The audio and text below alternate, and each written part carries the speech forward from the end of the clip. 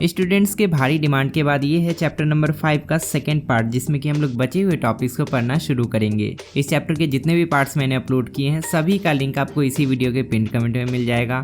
आप सभी पार्ट्स को देख लीजिएगा ताकि एग्जाम में कहीं से भी क्वेश्चन बनाकर पूछा जाए आप उसको आसानी से आंसर कर पाएँ। आपके बोर्ड्स के प्रिपरेशन के लिए ऑलमोस्ट हर सब्जेक्ट्स का वीडियोज DAV ग्रुप पर अवेलेबल है। उनको देखने के लिए आपको इस चैनल के प्लेलिस्ट में जाना है, जहाँ पर अलग अलग कैटेगरीज में आपको हर क्लासेस का वीडियोज मिल जाएगा। यहाँ से आप अपने क्लास के वीडियोस को कभी भी बिल्कुल फ्री में देख सकते हैं। आपसे रिक्वेस्ट है कि इस चैनल को सब्सक्राइब करके बेल आइकन को प्रेस कर लीजिए ताकि मुझे भी मोटिवेशन मिले और आपको भी नोटिफिकेशन मिले जब भी हम आपकी क्लास का कोई भी नया वीडियो अपलोड करें।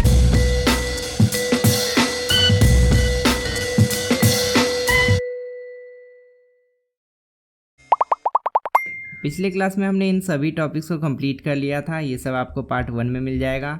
आज हम लोग यहाँ से पढ़ना शुरू करेंगे। सबसे पहला टॉपिक आज हमें पढ़ना है फैक्टर्स अफेक्टिंग फ्रिक्शन। इस टॉपिक के अंदर हमें समझना है कि वो कौन कौन से फैक्टर्स है जिस पर फ्रिक्शन डिपेंड करता है, जिसके कारण फ्रिक्शन बढ़ भी सकता है और घट भी सकता है। हम लोग पढ़ चुके थे कि फोर्स ऑफ फ्रिक्शन दो सरफेस के कांटेक्ट में आने से लगता है और ये इस पर डिपेंड करता है कि वो सरफेस कितना ज़्यादा रफ है या कितना ज़्यादा स्मूथ है। हमने ये भी समझ लिया था कि फोर्स ऑफ फ्रिक्शन बहुत ज़्यादा होगा, हमें बहुत ज़्यादा फोर्स लगाना पड़ेगा एक ऑब्जेक्ट को खींचने के लिए अगर उस ऑब्जेक्ट का सरफेस बहुत रफ है, और अगर उस ऑब्जेक्ट का सरफेस स्मूथ है तो उसको खींचने के लिए हमें बहुत कम फोर्स लगाना पड़ेगा, मतलब फोर्स ऑफ फ्रिक्शन बहुत कम होगा। इसीलिए हम लोग बोल सकते हैं the force of friction between two surfaces depends on the nature of the surface in contact. Force of friction इस पर डिपेंड करता है कि जो दो सरफेस एक दूसरे के साथ कॉन्टेक्ट में है उसका नेचर क्या है, वो रफ है या स्मूथ है। ये तो हो गया एक फैक्टर जिस पर फोर्स ऑफ फ्रिक्शन डिपेंड करता है, लेकिन इसके अलावा भी क्या कोई फैक्टर है जिस पर फोर्स ऑफ फ्रिक्शन डिपेंड करेगा? एक और फैक्टर है, उसके बारे में अभी हम लोग पढ़ेंगे, बट उससे पहले इस वाले डू यू नो को देख लेते हैं। देखिए, इसमें हमें फोर्स ऑफ फ्रिक्शन को एक अलग पर्सपेक्टिव से समझाया गया है। पिछली क्लास में हम लोग पढ़े थे कि हर सरफेस जो होता है ना, जो स्मूथ दिखता भी है वो स्मूथ एक्चुअल में नहीं होता है, उसमें इरेगुलरिटीज़ होता है, बम्प्स होता है उसमें।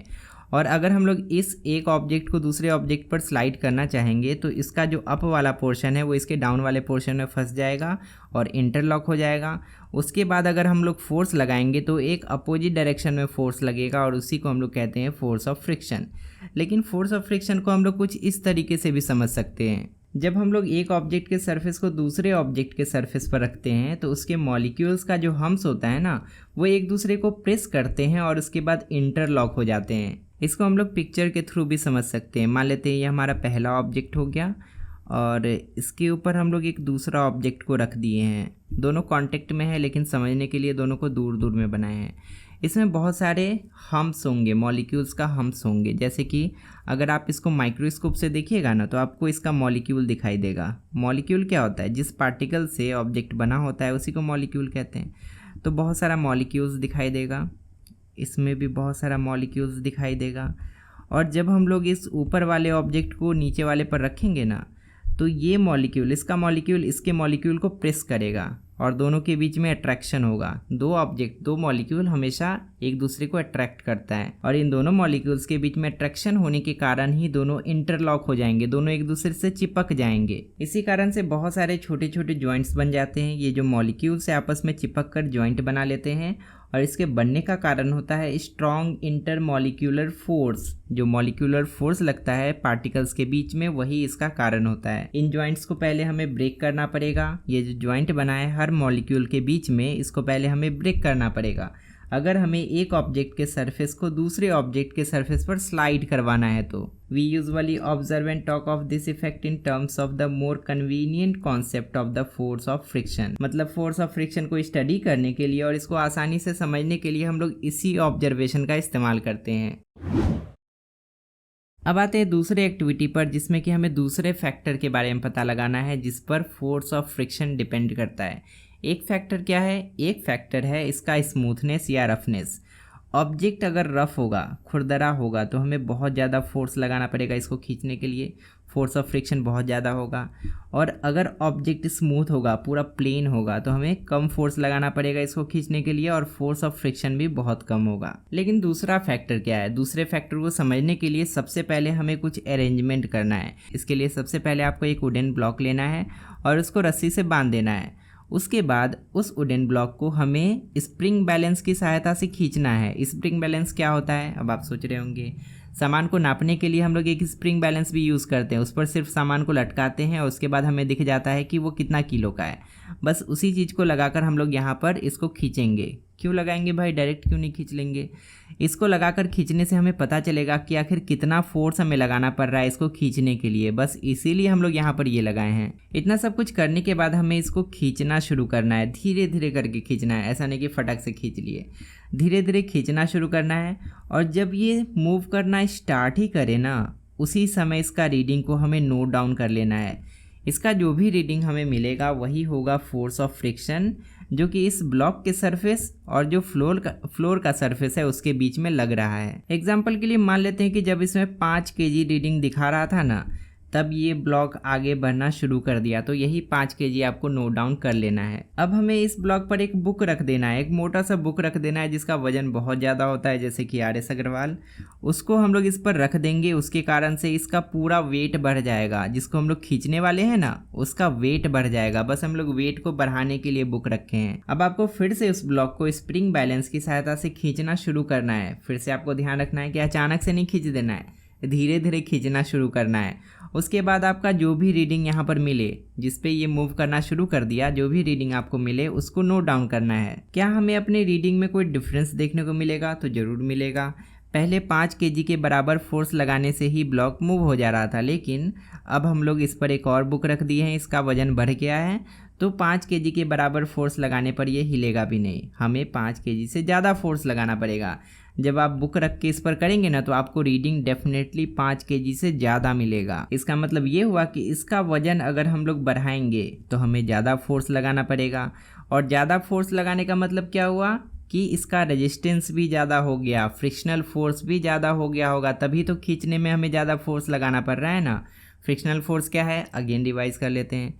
फ्रिक्शनल फोर्स वो फोर्स है जो कि ऑब्जेक्ट को मूव करने नहीं देता है, और हमें ज़्यादा फोर्स लगाना पड़ रहा है, मतलब ये फ्रिक्शनल फोर्स भी डेफिनेटली ज़्यादा होगा। इस एक्टिविटी के हिसाब से हम लोग बोल सकते हैं कि जब एक बॉडी एक हॉरिजॉन्टल सरफेस पर मूव करता है तो वो सरफेस को प्रेस करता है उसी फोर्स से जितना उसका वेट होता है। इस ब्लॉक का जितना ज़्यादा वेट होगा उतना ही ज़्यादा फोर्स से ये सरफेस को प्रेस करेगा। इसीलिए फोर्स ऑफ फ्रिक्शन भी बढ़ जाता है अगर हम लोग ऑब्जेक्ट का वेट को बढ़ा देते हैं। इसी कारण से सेकेंड केस में जब हम लोग यहाँ पर एक भारी सा बुक रख दिए थे, हमें स्प्रिंग बैलेंस का जो रीडिंग है पहले से ज़्यादा मिलेगा। तो फाइनली हमें दूसरे फैक्टर के बारे में भी पता चल गया जिस पर फोर्स ऑफ फ्रिक्शन डिपेंड करता है।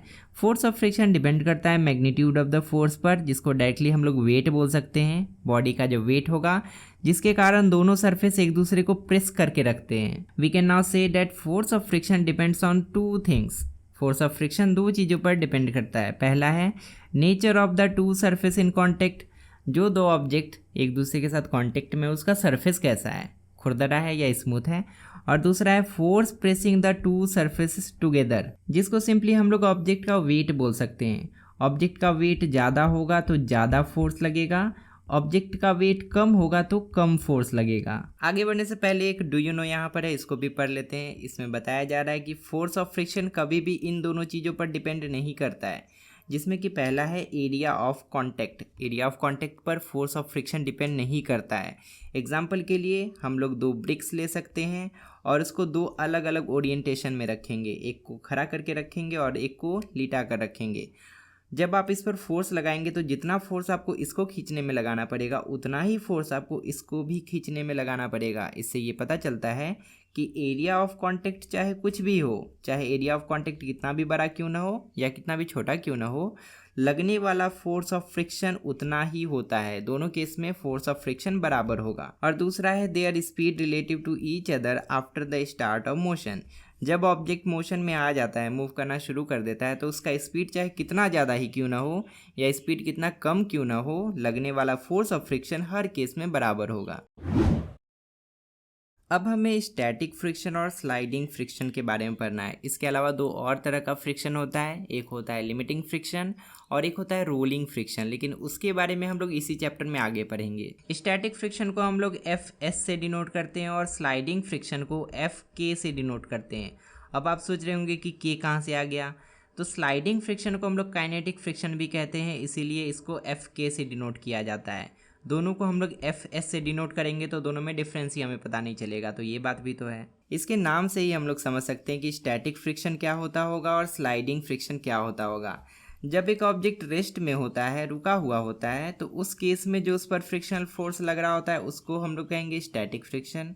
और जब एक ऑब्जेक्ट मोशन में होता है, मूव कर रहा होता है, उस केस में जो उस पर फोर्स ऑफ फ्रिक्शन लग रहा होता है उसको हम लोग कहेंगे काइनेटिक फ्रिक्शन। हम लोग अभी तक समझ चुके हैं कि फोर्स ऑफ फ्रिक्शन क्या होता है। फोर्स ऑफ फ्रिक्शन वह फोर्स है जो कि दो ऑब्जेक्ट के सरफेस के बीच में लगता है जब ऑब्जेक्ट एक दूसरे के सरफेस पर या तो मूव कर रहा होता है या मूव करने की कोशिश कर रहा होता है। इसीलिए हम लोग बोल सकते हैं कि फ्रिक्शन दो टाइप के हो सकते हैं। एक होता है स्टैटिक फ्रिक्शन जब ऑब्जेक्ट रुका होता है, और एक होता है स्लाइडिंग फ्रिक्शन जब ऑब्जेक्ट स्लाइड कर रहा होता है या मूव कर रहा होता है। Let us perform some activities. अब हम लोग कुछ एक्टिविटी करेंगे जिससे कि हमें समझ में आएगा कि इन दोनों तरह के फ्रिक्शन में क्या डिफरेंस है। अब चलिए एक्टिविटी नंबर 3 पर आते हैं, जिससे कि हमें स्टैटिक फ्रिक्शन और स्लाइडिंग फ्रिक्शन में डिफरेंस समझ में आएगा। स्लाइडिंग फ्रिक्शन को हम लोग काइनेटिक फ्रिक्शन भी कहते हैं, ये भी आप याद रखिएगा। इस एक्टिविटी के लिए सबसे पहले तो हमें एक बड़ा सा भारी बॉक्स लेना है और उसको एक फ्लोर पर रख के उसको धकेलने का कोशिश करना है। हमें ध्यान रखना है कि सबसे पहले हमें एक छोटा सा फोर्स ही लगाना है, एफ फोर्स लगाना है। छोटा सा फोर्स, ऐसा नहीं कि बुलडोजर से जाके धकेल दिए। एक छोटा सा फोर्स लगाना है। आपको पता चलेगा कि बॉक्स रेस्ट में ही रहता है, वो मूव नहीं कर पाता है। अब हमें अपने फोर्स को बढ़ाना है, फोर्स को इंक्रीज करना है और इसको 2F कर देना है। पहले हम लोग F फोर्स लगा रहे थे, अब हम लोग 2F फोर्स लगाएंगे, फोर्स को डबल कर देंगे। अब आपको क्या पता चलेगा, अब आप देखेंगे कि अभी भी बक्सा रेस्ट में ही है, अभी भी नहीं हिल रहा है क्योंकि बक्सा बहुत ज़्यादा भारी है। इससे हमें पता चलता है when an external force acts on the box the force of friction known as static friction comes into play and opposes the motion of the box। जब हम लोग बॉक्स पर एक एक्सटर्नल फोर्स लगाते हैं तो इस केस में एक फोर्स ऑफ फ्रिक्शन काम करता है जो कि इसके मोशन को अपोज करता है, और उस फोर्स ऑफ फ्रिक्शन को हम लोग कहते हैं स्टैटिक फ्रिक्शन, क्योंकि अभी तक बक्सा मूव करना शुरू नहीं किया है, अभी तक ये रेस्ट में ही है, इसीलिए हम लोग इस फ्रिक्शन को स्टैटिक फ्रिक्शन कहेंगे। रुके हुए बॉक्स पर ये जो स्टैटिक फ्रिक्शन लग रहा होता है ये फोर्स को बैलेंस कर देता है और उसी कारण से बक्सा रेस्ट में रह पाता है। जैसे कि हम लोग फिगर में भी देख सकते हैं, यहाँ पर F फोर्स लगाया जा रहा है तो स्टैटिक फोर्स का वैल्यू भी F है, और जब 2F फोर्स लगाया जा रहा है तो स्टैटिक फोर्स का वैल्यू भी बढ़कर 2F हो जाता है। अब हमें अप्लाइड फोर्स को धीरे धीरे ग्रेजुअली बढ़ाते जाना है जब तक बॉक्स स्लाइड करना शुरू ना कर दे। पहले हम लोग F फोर्स लगाए थे, फिर हम लोग फोर्स को डबल कर दिए। अब जब हम लोग फोर्स को और बढ़ा देंगे ना तो एक समय ऐसा आएगा कि ये बक्सा स्लाइड करना शुरू कर देगा, और जब ये स्लाइड करना शुरू कर देगा उस समय जो फ्रिक्शन इसको रोक रहा होगा उस फ्रिक्शन को हम लोग कहेंगे स्लाइडिंग फ्रिक्शन, या इसको हम लोग काइनेटिक फ्रिक्शन भी कहते हैं। एक्टिविटी नंबर 3 से हम लोग जो कुछ भी सीखे उसी को समराइज करके इन दोनों पैराग्राफ्स में बताया गया है। इस एक्टिविटी से हमें साफ साफ पता चला कि जो फोर्स ऑफ स्टैटिक फ्रिक्शन होता है उसका वैल्यू इंक्रीज होने लगता है, उसका वैल्यू बढ़ने लगता है जैसे जैसे हम लोग अप्लाइड फोर्स का वैल्यू बढ़ाते हैं। पहले हम लोग बक्से पर F फोर्स लगा रहे थे, जब हम लोग F फोर्स लगा रहे थे तो उस समय फ्रिक्शनल फोर्स का जो वैल्यू था वो भी F था, लेकिन जैसे हम लोग फोर्स को बढ़ाकर 2F कर दिए फ्रिक्शनल फोर्स का वैल्यू भी 2F हो गया। In other words static friction is a self adjusting force, इसीलिए स्टैटिक फ्रिक्शन को हम लोग सेल्फ एडजस्टिंग फोर्स भी कह सकते हैं, क्योंकि ये अपने आप को एडजस्ट कर लेता है। जैसे जैसे हम लोग अप्लाइड फोर्स को बढ़ाएंगे वैसे वैसे स्टैटिक फ्रिक्शनल फोर्स का जो वैल्यू होता है वो भी बढ़ने लगता है। However it can increase only up to a certain limit, static friction का वैल्यू एक लिमिट तक ही बढ़ता है। ऐसा नहीं होता है कि एक ऑब्जेक्ट पर हम लोग फोर्स लगाते जा रहे हैं और फ्रिक्शनल फोर्स का वैल्यू भी बढ़ते जा रहा है। अगर ऐसा होता तो हम लोग किसी ऑब्जेक्ट को कभी भी मूव करवा ही नहीं पाते। जब हम लोग एक बॉडी पर लगने वाले फोर्स को बढ़ाते जाते हैं तो एक समय ऐसा आता है कि स्टैटिक फ्रिक्शन हार मान जाता है और बॉडी मूव करना शुरू कर देता है। जब ये हार मान जाता है ना उस समय स्टैटिक फ्रिक्शन अपने मैक्सिमम वैल्यू पर होता है, और स्टैटिक फ्रिक्शन के इसी मैक्सिमम वैल्यू को हम लोग लिमिटिंग फोर्स ऑफ फ्रिक्शन कहते हैं। बहुत इंपॉर्टेंट पॉइंट है, आप इसको अच्छे समझिए। लिमिटिंग फोर्स ऑफ फ्रिक्शन क्या होता है? स्टैटिक फ्रिक्शन का मैक्सिमम वैल्यू, स्टैटिक फ्रिक्शन के मैक्सिमम वैल्यू को ही हम लोग लिमिटिंग फोर्स ऑफ फ्रिक्शन कहते हैं। बस वही चीज़ यहाँ पर बताया गया है। The maximum value of force of static friction comes into play when the body just sliding over the horizontal surface, जब बॉडी स्लाइड करना शुरू ही कर देता है उस समय जो फ्रिक्शनल फोर्स उसको अपोज कर रहा होता है, that force is called limiting force of friction. We thus conclude that, अब हम लोग कंक्लूजन निकाल सकते हैं कि जब हम लोग एक बॉडी पर फोर्स अप्लाई करते हैं और वो रेस्ट में ही रहता है, उस समय जो फोर्स ऑफ फ्रिक्शन काम कर रहा होता है उसी को हम लोग कहते हैं static friction. Static friction applied force को अपोज करता है और जैसे जैसे हम लोग अप्लाइड फोर्स को बढ़ाते हैं वैसे वैसे स्टैटिक फ्रिक्शन का वैल्यू भी बढ़ते जाता है, लेकिन इसका वैल्यू भी एक लिमिट तक ही बढ़ पाता है और इसका जो मैक्सिमम वैल्यू होता है उसी मैक्सिमम वैल्यू को हम लोग कहते हैं लिमिटिंग फ्रिक्शन। जब हम लोग अप्लाइड फोर्स को बढ़ाते बढ़ाते लिमिटिंग फ्रिक्शन से भी ज़्यादा कर देते हैं तब बॉडी स्लाइड करना शुरू कर देता है, जो कि पहले रेस्ट में था। और जब एक बार बॉडी स्लाइड करना शुरू कर दिया तब उस पर जो फोर्स ऑफ फ्रिक्शन काम करेगा उस फोर्स ऑफ फ्रिक्शन को हम लोग स्लाइडिंग फ्रिक्शन कहेंगे, जो कि दोनों सरफेस के बीच में काम करता रहेगा जब तक बॉडी स्लाइड करते रहेगा। और स्लाइडिंग फ्रिक्शन का एक और नाम है, that is kinetic friction. This force of friction is a little less than the force of static friction. बहुत इंपॉर्टेंट पॉइंट है, आप इसको याद रखिएगा। स्लाइडिंग फ्रिक्शन का जो वैल्यू होता है वो हमेशा स्टैटिक फ्रिक्शन से कम होता है।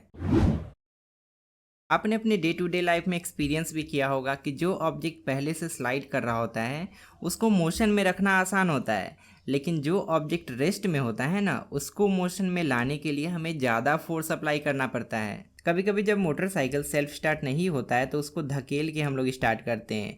जब आप इसको धकेलना शुरू कीजिएगा तो पहले आपको ज़्यादा फोर्स लगाना पड़ेगा, लेकिन जैसे ही ये मूव करना शुरू हो जाएगा उसके बाद आपको पहले के मुकाबले कम फोर्स अप्लाई करना पड़ेगा। इसीलिए हम लोग बोल सकते हैं कि अगर कोई ऑब्जेक्ट रेस्ट में है और हम लोग इस पर फोर्स लगाते हैं तो यहाँ पर जो फोर्स ऑफ फ्रिक्शन काम करेगा, जिसको कि हम लोग स्टैटिक फ्रिक्शन कहते हैं, उसका वैल्यू ज़्यादा होगा, क्योंकि इसको मूव करवाने में शुरू में हमें ज़्यादा फोर्स अप्लाई करना पड़ता है। लेकिन अगर कोई ऑब्जेक्ट ऑलरेडी मोशन में है, ऑलरेडी स्लाइड कर रहा है, तो यहाँ पर जो फोर्स ऑफ फ्रिक्शन काम करते रहेगा उसको हम लोग कहेंगे काइनेटिक फ्रिक्शन, या इसको हम लोग स्लाइडिंग फ्रिक्शन भी कहते हैं।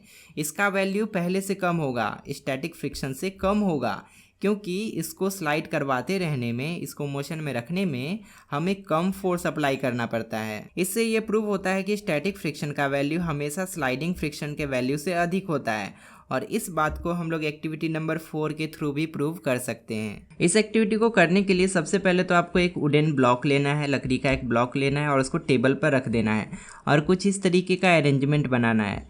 इसमें लकड़ी को एक रस्सी की सहायता से बांध दिया गया है और नीचे एक कंटेनर लगा दिया गया है। किनारे पर हमें कुछ ऐसा करना है ताकि ये रस्सी आसानी से मूव कर सके। इसके लिए हम लोग यहाँ पर पुली भी लगा सकते हैं, और अगर हमारे पास पुली नहीं है तो हम लोग एक पेंसिल को भी पिन कर सकते हैं। बस हमें ध्यान रखना पड़ेगा कि पेंसिल आसानी से रोटेट कर सके। इतना सब कुछ करने के बाद हम लोग इस कंटेनर में एक एक करके मार्बल्स के टुकड़ों को डालेंगे। इन मार्बल्स का कुछ तो वेट होगा और उसी वेट के कारण एक पुलिंग फोर्स क्रिएट होगा, जिसके कारण से ये ब्लॉक मूव करना शुरू करेगा। हम लोग मार्बल्स तब तक डालेंगे जब तक ये ब्लॉक मूव करना स्टार्ट न कर दे। जैसे ये स्लाइड करना शुरू करेगा वैसे हम लोग मार्बल्स को डालना बंद कर देंगे। इस कंटेनर में हमें जितने मार्बल्स को रखना पड़ा इस वुडन ब्लॉक को मोशन में लाने के लिए, वो मार्बल्स उस फोर्स का इंडिकेटर होगा जिस फोर्स का जरूरत इसको मोशन में लाने के लिए पड़ता। अब जब ये मोशन में आ चुका है, अब हमें एक एक करके मार्बल्स को हटाना है। आप देखेंगे कि जब आप 1 या 2 या 3 मार्बल इसमें से निकाल भी लेंगे ना, तो भी ये ब्लॉक मोशन में ही रहेगा। इससे ये पता चलता है कि एक ऑब्जेक्ट जो कि रेस्ट में है उसको मोशन में लाने के लिए ज़्यादा फोर्स का ज़रूरत पड़ता है, लेकिन अगर एक बार वो मोशन में आ गया तो उसको मोशन में रखने के लिए हमें कम फोर्स का ज़रूरत पड़ता है। इससे ये प्रूव हो जाता है कि एक रुके हुए ऑब्जेक्ट पर जो फ्रिक्शनल फोर्स लगता है, जिसको कि हम लोग स्टैटिक फ्रिक्शन कहते हैं, उसका वैल्यू ज़्यादा होता है, क्योंकि इसको खींचने में हमें ज़्यादा फोर्स लगाना पड़ रहा है। और जो स्लाइडिंग ऑब्जेक्ट होता है, जो कि पहले से मोशन में होता है, उसमें जो फ्रिक्शन लग रहा होता है, जिसको कि हम लोग काइनेटिक फ्रिक्शन भी कहते हैं और स्लाइडिंग फ्रिक्शन भी कहते हैं, उसका वैल्यू कम होता है, क्योंकि एक स्लाइडिंग बॉडी को खींचने में हमें कम फोर्स लगाना पड़ता है। तो हम लोग बोल सकते हैं the value of static friction is greater than the value of kinetic friction, और काइनेटिक फ्रिक्शन को ही हम लोग स्लाइडिंग फ्रिक्शन भी कहते हैं। तो इसमें आप कंफ्यूज मत होइएगा। यहाँ तक हमने स्टैटिक फ्रिक्शन क्या होता है और स्लाइडिंग फ्रिक्शन क्या होता है दोनों के बारे में अच्छे से समझ लिया, लेकिन अब हमें इसका डेफिनेशन देखना है कि स्टैटिक फ्रिक्शन को डिफाइन कैसे कर सकते हैं और स्लाइडिंग फ्रिक्शन या काइनेटिक फ्रिक्शन को डिफाइन कैसे कर सकते हैं, क्योंकि एग्जाम में तो हमें डेफिनेशन ही लिखना है। स्टैटिक फ्रिक्शन को डिफाइन करने के लिए हम लोग लिख सकते हैं we call the force of friction as static friction. हम लोग फोर्स ऑफ फ्रिक्शन को स्टैटिक बोलेंगे, कब बोलेंगे? When it exist between two surface in contact between which there is no relative motion. अगर दो ऑब्जेक्ट का सरफेस एक दूसरे के साथ कांटेक्ट में है और उनमें कोई भी रिलेटिव मोशन नहीं हो रहा है, उस केस में जो फ्रिक्शन लग रहा है दोनों के बीच में, उसको हम लोग कहेंगे static friction. In other words इसको हम लोग एक और तरीके से डिफाइन कर सकते हैं, द फोर्स ऑफ फ्रिक्शन, वह force of friction which balances the applied force during the stationery state of the body, जो कि अप्लाइड फोर्स को बैलेंस कर लेता है। जब हम लोग एक बॉडी पर फोर्स लगाते हैं तो उसको बैलेंस कर लेता है, उसको बराबर कर देता है और बॉडी में किसी भी तरह का कोई भी मोशन नहीं होने देता है, बॉडी रेस्ट में ही रहता है। उसी फ्रिक्शनल फोर्स को हम लोग स्टैटिक फ्रिक्शन कहते हैं। तो इस पैराग्राफ में स्टैटिक फ्रिक्शन का दो तरह से डेफिनेशन दिया गया है। दोनों डेफिनेशन में आपको जो भी याद हो आप उसको याद करके एग्जाम में लिख दीजिएगा। अब देखते हैं स्लाइडिंग फ्रिक्शन का डेफिनेशन, जिसको कि हम लोग काइनेटिक फ्रिक्शन भी कहते हैं। We call the force of friction between two objects when one of them is sliding over the surface of other as the force of sliding friction between them। मतलब जब एक बॉडी किसी दूसरे body पर slide कर रहा होता है तो उस केस में जो फ्रिक्शनल फोर्स लग रहा होता है उसी को हम लोग कहते हैं स्लाइडिंग फ्रिक्शन या kinetic friction. Sliding friction is smaller than the static friction between the same two surface. किसी दो सरफेस के बीच में लगने वाला जो स्लाइडिंग फ्रिक्शन होता है उसका वैल्यू कम होता है और उसी दो सरफेस के बीच में लगने वाला जो स्टैटिक फ्रिक्शन होता है उसका वैल्यू ज़्यादा होता है। हम लोग पढ़ भी चुके हैं कि the value of static friction is greater than the value of kinetic friction, जिसको कि हम लोग स्लाइडिंग फ्रिक्शन भी कहते हैं। हम इन दोनों के डेफिनेशन को अच्छे से समझा दिए। अब आपका काम है इसको अच्छे से याद कर लेना। बस आप इसको रट मत लीजिएगा, इसको समझ कर अच्छे से याद कर लीजिएगा। अ सिंपल एक्सप्लेनेशन, इस टॉपिक के अंदर हम लोग एक अलग पर्सपेक्टिव से समझेंगे कि स्टैटिक फ्रिक्शन ज़्यादा क्यों होता है और स्लाइडिंग फ्रिक्शन कम क्यों होता है। हम लोग एक्टिविटी के थ्रू देख चुके हैं कि दो सरफेस के बीच में लगने वाला स्टैटिक फ्रिक्शन जो है वो स्लाइडिंग फ्रिक्शन से ज़्यादा होता है। जैसे मोशन स्टार्ट होता है वैसे ही फ्रिक्शन का वैल्यू पहले से कम हो जाता है। मोशन के स्टार्ट होने से जस्ट पहले स्टैटिक फ्रिक्शन अपने मैक्सिमम वैल्यू पे रहता है, लेकिन जैसे मोशन स्टार्ट होता है फ्रिक्शन का वैल्यू घट जाता है और उस फ्रिक्शन को हम लोग स्लाइडिंग फ्रिक्शन नाम दे देते हैं। This can be understood as follows, और इस बात को हम लोग कुछ इस तरीके से भी समझ सकते हैं। हम लोग बोल सकते हैं कि दो सरफेस के बीच में रिलेटिव मोशन केवल तब हो सकता है जब उनके बीच का इंटरलॉकिंग अनलॉक हो जाए। इंटरलॉकिंग क्यों होता है ये भी हम लोग पढ़ चुके हैं। इंटरलॉकिंग होता है इरेगुलरिटीज़ के कारण, ऑब्जेक्ट के सरफेस पर जो अप्स एंड डाउन्स होते हैं उनके कारण। एक बार जब मोशन स्टार्ट हो जाता है तो ये जो इरेगुलरिटीज़ होते हैं वो केवल ऑब्स्ट्रक्शन की तरह ही काम कर पाते हैं, केवल एक विरोध पैदा कर पाते हैं, लेकिन ऑब्जेक्ट के रिलेटिव मोशन को नहीं रोक पाते हैं, क्योंकि इनको इंटरलॉक होने का चांस ही नहीं मिल पाता है। जब मोशन हो रहा होता है तो ऑब्जेक्ट कहीं पर रुकता नहीं है, वो मूव करते रहता है, और जब मूव करते रहता है तो इसका जो अप्स होता है वो इसके डाउन में फंस ही नहीं पाता है और इंटरलॉक नहीं हो पाता है। इसी बात को हम लोग ऐसे भी बोल सकते हैं, once the motion starts the contact points on one surface do not get enough time to lock into the contact points of other surface. एक बार जब मोशन स्टार्ट हो जाता है तो एक सरफेस के कॉन्टेक्ट पॉइंट को दूसरे सरफेस के कॉन्टेक्ट पॉइंट के साथ लॉक होने का समय ही नहीं मिल पाता है। Thus it is easier to keep on moving an object when it is already in motion. अगर कोई ऑब्जेक्ट पहले से ही मोशन में है तो उसको मूव करवाते रहना आसान होता है, लेकिन अगर कोई ऑब्जेक्ट रेस्ट में है तो उसको मोशन में लाना थोड़ा मुश्किल होता है, हमें थोड़ा सा ज़्यादा फोर्स लगाना पड़ता है। अब हमें रोलिंग फ्रिक्शन के बारे में पढ़ना है। रोलिंग फ्रिक्शन का जो वैल्यू होता है सबसे कम होता है, मतलब स्टैटिक फ्रिक्शन और स्लाइडिंग फ्रिक्शन से भी कम होता है रोलिंग फ्रिक्शन। यही कारण है कि जितने भी व्हीकल्स होते हैं उसमें हम लोग व्हील का इस्तेमाल करते हैं, क्योंकि व्हील रोल करता है। और अगर कोई भारी सामान हमें मूव करना होता है तो उसमें भी हम लोग रोलर्स का इस्तेमाल करते हैं। रोलर्स का इस्तेमाल करने से हम लोग बहुत कम फोर्स लगाकर भी बहुत भारी सामान को एक जगह से दूसरी जगह ले जा सकते हैं। हम लोग बस स्टैंड पे, रेलवे प्लेटफॉर्म्स पे, एयरपोर्ट पे देखते हैं कि छोटे छोटे बच्चे बहुत आसानी से बड़े बड़े सूटकेस को कैरी कर लेते हैं, अगर उस सूटकेस में व्हील्स लगा होता है तो। ऐसा क्यों होता है इसका रीज़न तो अब तक आपको समझ में आ गया होगा। इसका रीज़न ये होता है कि रोलिंग फ्रिक्शन का वैल्यू सबसे कम होता है। हम लोग आसानी से किसी भी ऑब्जेक्ट को रोल कर सकते हैं अगर उसमें व्हील लगा हो तो। Let us again try the previous activity to understand the reason. इस रीजन को समझने के लिए हम लोग पिछले वाले एक्टिविटी को थोड़ा सा अलग तरीके से करेंगे। एक्टिविटी नंबर 5 को करने के लिए भी हमें एक्टिविटी नंबर 4 की तरह ही अरेंजमेंट करना पड़ेगा। हम लोग एक लकड़ी का ब्लॉक लेंगे, उसको एक स्ट्रिंग से कनेक्ट करेंगे, यहाँ पर पेंसिल लगा देंगे ताकि इसका मूवमेंट आसानी से हो सके। यहाँ पर हम लोग एक कंटेनर लगा देंगे ताकि फोर्स को बढ़ाने के लिए हम लोग मार्बल इसमें पुट कर सकें। लेकिन डिफरेंस बस ये है कि इस वाले ब्लॉक के नीचे में हमें पेंसिल्स को रख देना है ताकि ये आसानी से रोल हो सके। एक्टिविटी नंबर 4 में अगर आपको इस ब्लॉक को मूव करवाने के लिए 20 मार्बल्स लगे होंगे तो यहाँ पर 20 से बहुत कम मार्बल ही लगेगा आपको इसको मूव करवाने के लिए, क्योंकि यहाँ पर बहुत सारे पेंसिल्स एज अ रोलर काम कर रहे हैं। आप इसमें थोड़ा सा मार्बल रखेंगे, मतलब थोड़ा सा ही पुलिंग फोर्स लगेगा तो ये मूव करना शुरू कर देगा। इससे ये प्रूव हो जाता है कि किसी भी ऑब्जेक्ट को रोल करना बहुत आसान होता है, और इससे ये भी प्रूव हो जाता है कि रोलिंग फ्रिक्शन का वैल्यू सबसे कम होता है, स्टैटिक फ्रिक्शन से भी कम और स्लाइडिंग फ्रिक्शन से भी कम। हमने एक्टिविटी के थ्रू देखा कि किसी भी ऑब्जेक्ट को स्लाइड करने से आसान होता है उसको रोल करना। जैसा कि हम लोग पहले भी पढ़े कि रेलवे प्लेटफॉर्म पे, बस स्टॉप पे हम लोग देखते हैं कि छोटे छोटे बच्चे बहुत आसानी से सूटकेस को कैरी कर लेते हैं क्योंकि उसमें व्हील लगा होता है। इस कारण से फ्रिक्शन बहुत ही कम हो जाता है और बच्चे के लिए सूटकेस को खींचना बहुत आसान हो जाता है। इसके अलावा आप लोग देखे होंगे कि जब मजदूर को बहुत बड़ा मशीन या कोई बहुत बड़ा सामान एक जगह से दूसरी जगह ले जाना होता है तो उस सामान के नीचे लकड़ी का बहुत सारा लट्ठा रख दिया जाता है। उसके कारण से उसको आसानी से रोल करके एक जगह से दूसरी जगह ले जाया जाता है। रोलिंग फ्रिक्शन को डिफाइन करने के लिए हम लोग बोल सकते हैं रोलिंग फ्रिक्शन इज दस the force of friction that comes into play when one body rolls over the surface of another body।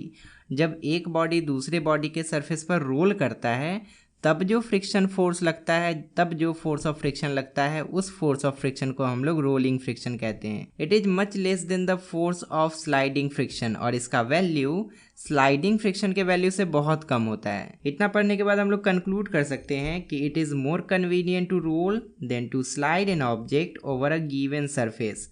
मतलब एक ऑब्जेक्ट को किसी दूसरे ऑब्जेक्ट पर रोल करना ज़्यादा आसान होता है और स्लाइड करना थोड़ा मुश्किल होता है। Hence static friction is greater than sliding friction and sliding friction is greater than rolling friction.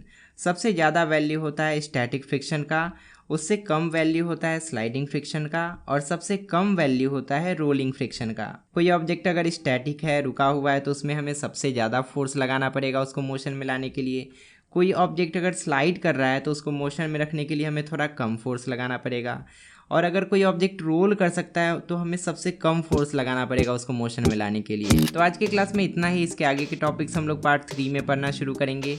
अगर आपको इसका पार्ट 3 भी चाहिए तो आप कमेंट में लिखकर जरूर बताइएगा। आपकी क्लास के साइंस का प्लेलिस्ट ओपन करने के लिए लेफ्ट साइड में क्लिक कीजिए और इसके बाद वाले क्लास का वीडियो देखने के लिए राइट साइड में क्लिक कीजिए। फिलहाल इस वीडियो में इतना ही। मिलते हैं अगली क्लास में बहुत सारे नए टॉपिक्स के साथ। तब तक के लिए अपना ध्यान रखिए और अच्छे से पढ़ाई करते रहिए।